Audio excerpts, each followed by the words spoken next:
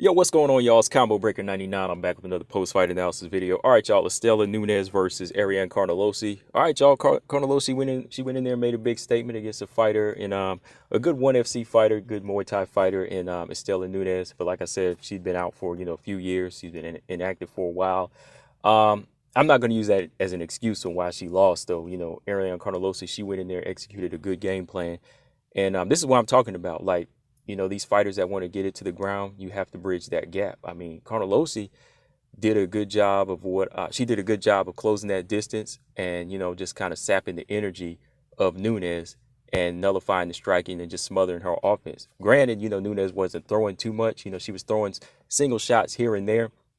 But Carnelossi said, I'm not going to stay on the outside. I'm closing the distance and I'm going to lock up with you and I'm going to take you down. And that's what I was saying yesterday in the live stream. Dern, she can learn a lot from some of these lower ranked fighters, because some of these fighters that are on the lower rank, they may be low, but they still have some good qualities about them. I think Carnelossi, her wrestling was very effective, and her clinch work was good. She had good control over the body, and this is what you wanted to see Dern do on her level against a tall, long striker. You know what I mean? So very effective work by Carnelossi, just breaking her opponent down and just smothering her attack until finally she got her down and was able to submit her via rear naked choke in the third round. Real quick, looking back at the first round, Nunes, she started striking off the back foot, just landing good little singles here and there, nothing really effective, like popping the jab off. Carnelossi, she was pressing her way in behind hard strikes, backing Nunes up, landing some good hard right hands.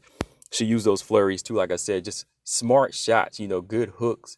They weren't like wild winging, flailing hooks to punch her way in. She was throwing some good hard hooks to close that distance and get the takedown and press Nunes.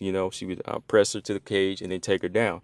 Nunes did land a few shots. She measured some nice body kicks here and there. But Carnelossi, she just kept closing in fast just to smother that offense, getting in the clinch, control Nunes. No leverage really for Nunes to throw knees the way she positioned her. She positioned the Muay Thai fighter against the cage, just flatten her out. Just keeping her knees down and really just using her head to control Nunes. But Carnelossi just wasn't respecting that power, those shots. The second round, Nunes tried to fight off Carnelossi again with combinations, but she kept pressing in, pressing in with her own combinations till she would get in, lock up the body, control the clinch again. Carnelossi just had some good control, mauling a longer fighter until she could sit Nunes down and lock the legs together and just work.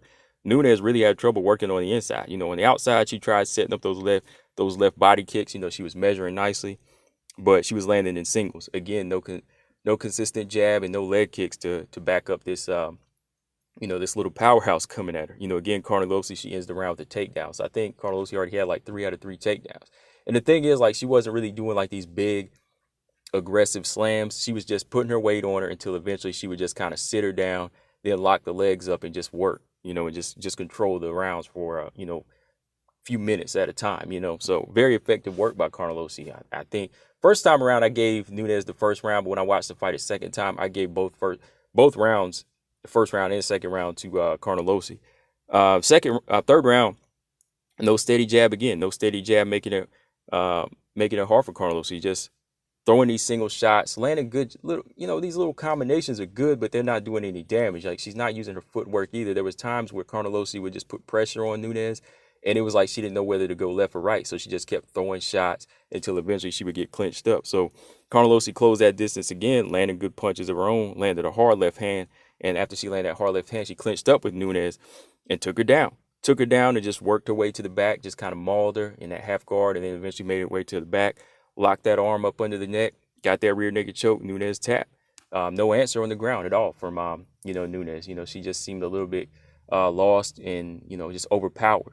So yeah, good job for Ariane Carnelossi. This is her second win now in a row. Last win was at Leon Na, who she stopped back in April.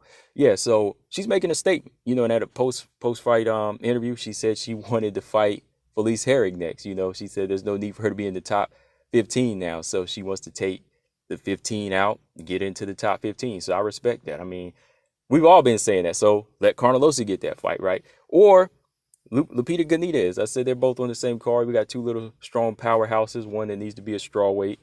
That would be good against Carnelossi. I think those two styles would collide. I think Lupita has a little bit better boxing that might be more effective on Ariane Carnelossi, but you never know how that could be.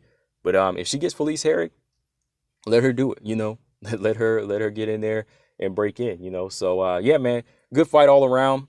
Ariane Carnelossi, I think, there's just some things she needs to work on as far as her defense, but I think she has a good arsenal, as far as, being able to clinch up, get the wrestling, and just be effective with her power hooks. Maybe dip her head a little bit more, use feints, but I think she's effective on her level, and she just needs to keep improving. As for Istela Nunes, she's got to use her footwork. She's got to be able to move. She's got to be able to move more fluently. I don't know if it was just the octagon rust or what, but 115 is a tough division, y'all. Combo Breaker 99. I'm out. Subscribe. Peace.